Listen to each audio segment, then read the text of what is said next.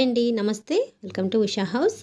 ఈ వీడియోలో పిల్లలకి ఎంతో ఇష్టమైన ఐస్ క్రీమ్ని టేస్టీగా హెల్తీగా ప్రిపేర్ చేసి చూపించాను. ఐస్ క్రీమ్ మాత్రం చాలా అంటే చాలా బాగుంది. చూస్తున్నారు కదా ఎంత సాఫ్ట్గా ఉందో. టేస్ట్ కూడా సూపర్గా ఉందండి. కంపల్సరీ ఒకసారైనా సరే మీరు దీన్ని ట్రై చేసి చూడండి, చాలా బాగుంటుంది.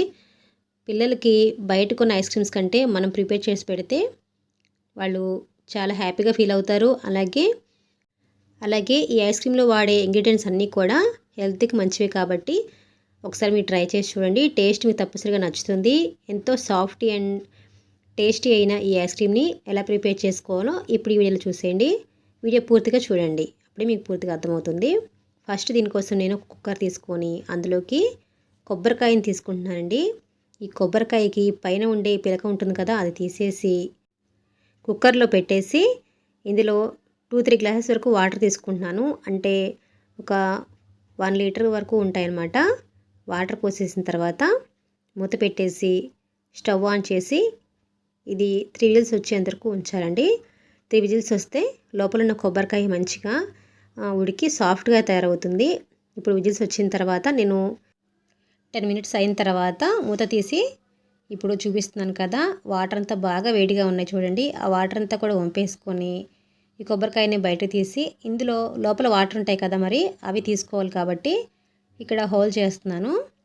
దీనికి కొబ్బరికాయకి ఎలాగో 3 కన్నులు ఉంటాయి కాబట్టి ఒకటి ఇలా హోల్ చేసేసి ఇందులో నుంచి ఇప్పుడు వాటర్ని గ్లాసులోకి వంపేస్తున్నాను. ఇందులో వాటర్ ఆవిరైపోతాయేమో అనుకున్నాను నేను, కానీ అలాగే ఉన్నాయి. ఇవి కూడా వేడిగా ఉన్నాయి వాటరు. చూసారు కదా, కొద్దిగా వచ్చాయి. ఓ పక్కన పెట్టేసుకొని ఇప్పుడు ఈ కొబ్బరికాయని పగలగొట్టేస్తున్నాను. మీరు ఐస్ క్రీము ఈ కొబ్బరి చిప్పలోని ప్రిపేర్ చేసుకోవాలనుకుంటే కనుక రెండింటిని సమానంగా వచ్చేలాగా తీసుకోండి. నేను నార్మల్గా వేరే బౌల్లో చేద్దాం అనుకుంటున్నాను కాబట్టి మామూలుగానే పగలగొట్టేసి ఇప్పుడు ఈ కొబ్బరి అంతా కూడా నైఫ్తో కానీ స్పూన్తో కానీ ఇలా తీసేసుకోవాలి. ఇది చాలా ఈజీగా వచ్చేస్తుందండి, అస్సలు కష్టపడాల్సిన అవసరం లేదు. రౌండ్గా చక్కగా వచ్చేస్తుంది. ఈ కొబ్బరి చిప్ప నుంచి తీసేసిన తర్వాత ఈ పైన ఉన్న ఈ బ్రౌన్ పార్ట్ ఉంది కదా, అది మొత్తం కూడా తీసేసుకోవాలి. కోకోనట్ ఐస్ క్రీమ్ వైట్ కలర్లో ఉంటే బాగుంటుంది కాబట్టి ఈ పీల్ మొత్తం కంపల్సరీ తీసేసుకోవాలి. అలాగే ఈ కొబ్బరి మాత్రం చాలా అంటే చాలా సాఫ్ట్గా ఉందండి. మీరు నార్మల్గా కొబ్బరికాయని ఇలా ఉడకబెట్టకుండా నార్మల్గానే మీరు మిక్సీ పట్టి చేశారనుకోండి, అంత సాఫ్ట్గా అనిపించదు. ఇలా కుక్కర్లో విజిల్స్ వచ్చేంత వరకు ఉంచి ఆ తర్వాత ఇలా మనం కొబ్బరిని మిక్సీ పట్టి ఐస్ క్రీమ్ ప్రిపేర్ చేస్తే మాత్రం చాలా సాఫ్ట్గా ఉంటుంది. ఇప్పుడు ఈ కొబ్బరి అంతా కూడా ముక్కలుగా కట్ చేసిన తర్వాత 1 కప్పు వరకు ఈ కొబ్బరి ముక్కలు తీసుకొని మిక్సీలో వేసి ఇలా మెత్తగా చేసుకోవాలి.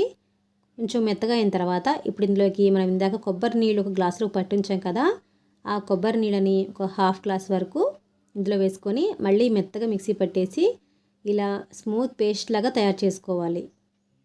అసలు పలుకులు లేకుండా ఇలా చేసుకున్న తర్వాత ఇప్పుడు స్టవ్ ఆన్ చేసి కడాయి పెట్టుకొని అందులో 1 కప్పు వరకు పాలు, చిక్కని పాలు తీసుకోవాలి. అప్పుడే మనకి ఐస్ క్రీమ్ టేస్ట్ బాగుంటుంది.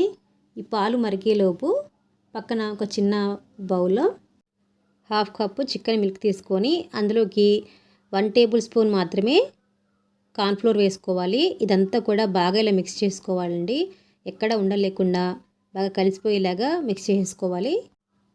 ఇప్పుడు పాలు మరుగుతున్నాయి కదా, ఇప్పుడు స్టవ్ని మీడియం ఫ్లేమ్లో ఉంచుకొని కార్న్ఫ్లోర్ మిక్స్ ఉంది కదా, అదంతా కూడా ఈ పాలల్లో వేసుకొని మొత్తం పూర్తిగా కలిసేలా కలుపుకోవాలి.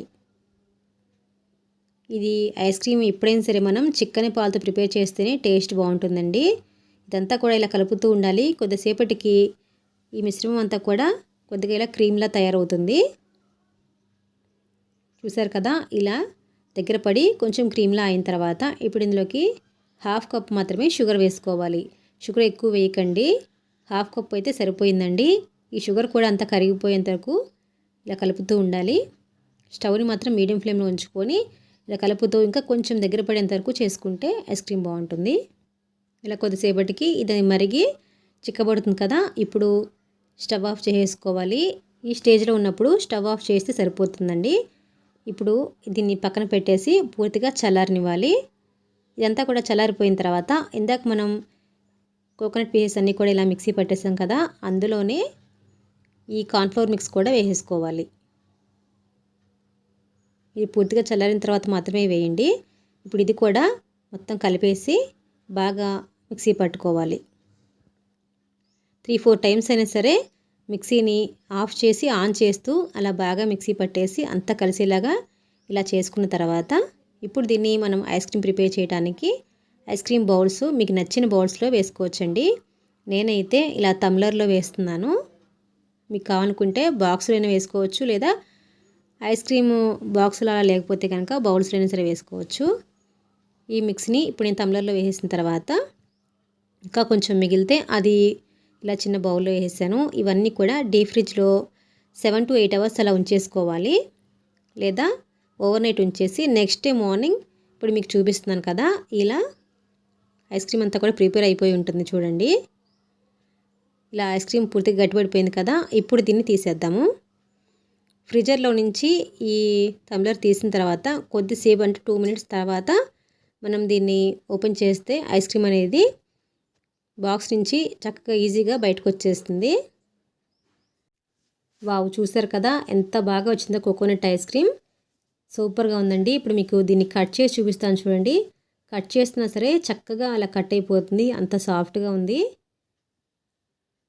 చాలా బాగా కట్ అయిపోయింది. టేస్ట్ మాత్రం ఎక్సలెంట్గా ఉంది. తప్పనిసరిగా ఒకసారి ట్రై చేసి చూడండి, మీకే నచ్చుతుంది. ఈ కోకోనట్ ఐస్ క్రీమ్ని మీకు స్పూన్తో తీసి చూపిస్తాను ఎంత సాఫ్ట్గా ఉందో. మరి మీరు కూడా ఈ వేసవిలో ఒక్కసారైనా సరే ఇలా ఐస్ క్రీమ్ చేసుకొని టేస్ట్ చాలా బాగుంటుంది. మరి ఈ వీడియో మీకు నచ్చితే కనుక తప్పనిసరిగా మా వీడియోని లైక్ చేయటం మాత్రం మర్చిపోవద్దు. అలాగే మీరు మా ఛానల్ ఫస్ట్ టైం చూస్తే కనుక తప్పనిసరిగా మా ఛానల్ సబ్స్క్రైబ్ చేసుకోండి. Thank you for watching. Have a nice day.